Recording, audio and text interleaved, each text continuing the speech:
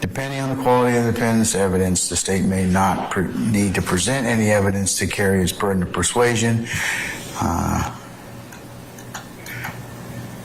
So I have determined in this case that Mr. Williams has in fact met the preliminary standards to show that he has ties to the community and roots in the community, and I find that his employment status and history are sufficient.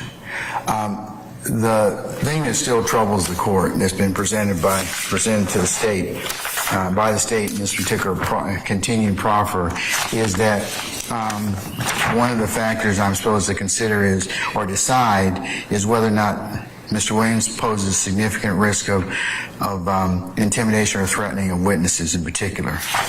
The state's proffer of recent conversations and interviews with witnesses in this case, attributing conduct to Mr. Williams, asking for permission to harm others, the court finds that that would make him and pose a significant risk to the community. For that reason, I'm going to deny bond, continue to deny bond at this time. That's my ruling. I'm going to be honest, all the way honest. I thought that the judge had it out for Doug and that he was showing obvious bias, but check this out. Being accountable or held accountable for those actions. Ms. Love, can I ask you a couple of clarifications? When did the snitch hoes get murked? Snitch hoes get murked, and then they and their kids get. That was in 2010 at the time of Quintavious Greer's trial. Okay. And the incidents where calls were made.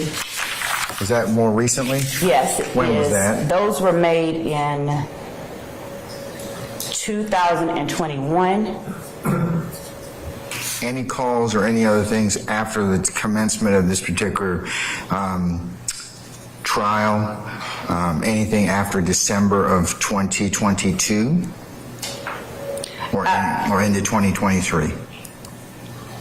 As we are still reviewing the calls that we have received, I've not come upon ones from 2023. I can only point with respect to things that have been observed by officers and members of the state's staff, the drug transactions that have occurred.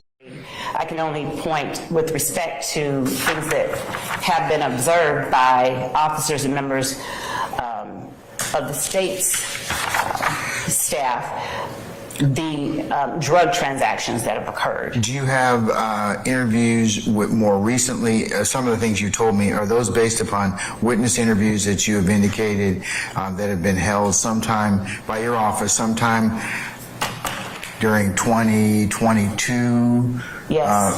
And 2023? Yes. Okay.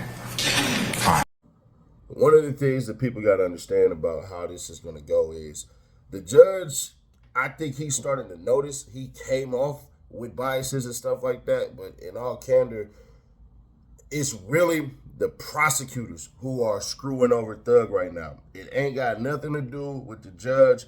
I sat up there, I watched the judge look up how certain things were implied and inferred and stuff like that. It just boils down to somebody or some bodies, plural, basically said, it came out their mouth, it said, I'm scared and everything like that. But here's where the judge is kind of messing up a little bit. They said out their own mouths, Thug won't have any electronic devices and all this stuff and everything like that, so he won't be able to basically contact the outside world and all that stuff.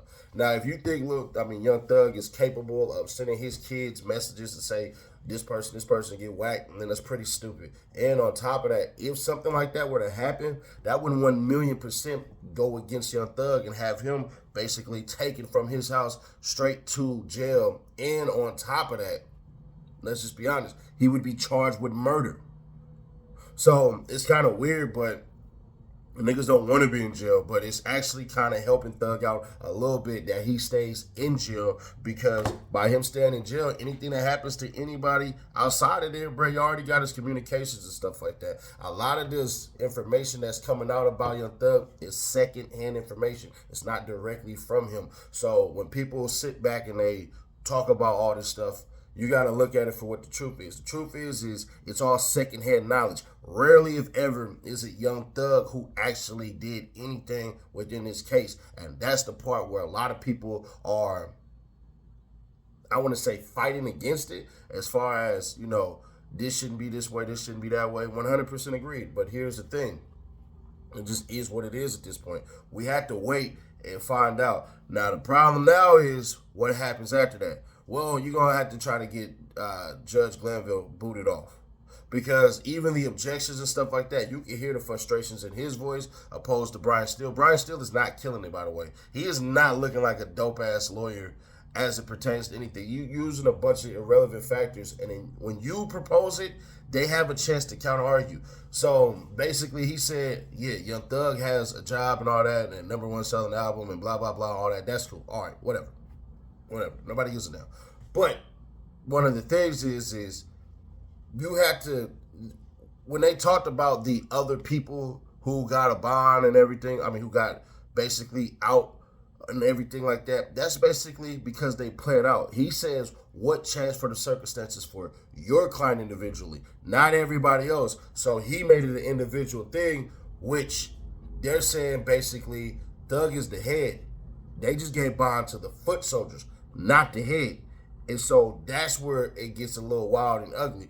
But y'all let me know your thoughts on this one, man. Join the hundreds of thousands. I mean, thousands and thousands all the way, 100,000 plus who subscribe to the Visionary channel. And I'll catch you on the next one. Check out the Clips channel. I'm about to put out some material on there. And I'll catch you on the next one. Subscribe, turn on the bell to stay notified, and share to keep your people aware. I'll catch you in the next one. I know Sid Nash is a punk. I already got the scoop on that nigga 2 years ago.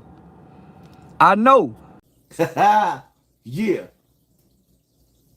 Come on, man. King AK-47 is another one. Seti Nash, them dudes jumped me on the internet. What's really hood when I'm through the hood? Nothing be said, we got it overstood. The team fed, yeah, it's really good. Put that on everything, bro, you're never good. What's really hood when I'm through the hood? Nothing be said, we got it overstood. Y'all expect me to keep it real? Because you know that I will. I do this daily, baby. Check out the Nightly Nash podcast. Also, Street and Music Seti Nash if you have not. It's on all streaming platforms. Guaranteed you're going to find something you like. Probably like that overly thugging freestyle, or maybe something different. Let me know in the comments. We possibly shoot that music video. I know Sid Nash is a punk. I already got the scoop on that nigga 2 years ago. I know.